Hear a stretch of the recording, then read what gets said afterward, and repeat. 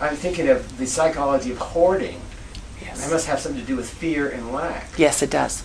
I see. And a belief once beliefs are, you can accept them and love them. You can adjust them, or you can shift them out entirely. Okay? The belief, I think, that is the most handicapping in a life is the fear that you're going to get hurt. The fear that the world's not safe. And one of the things that I perceive is what we focus on, and you've probably read this many times, what we focus on, what we put our attention on is what we create. Okay?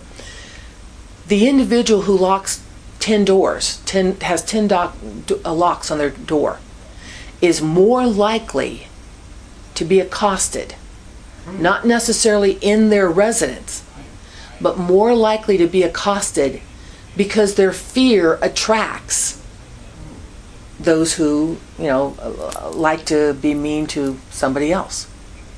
And that's been proven out. Now, am I saying don't put any locks on? No. Prudence is prudence. But it's when we live in that fear of, oh my gosh, somebody's going to hurt me. I travel the world. I love to travel.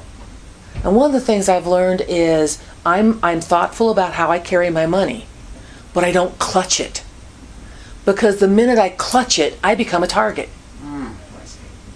I used to live in New Jersey and go into New York City a lot. And you could almost identify who was going to get robbed.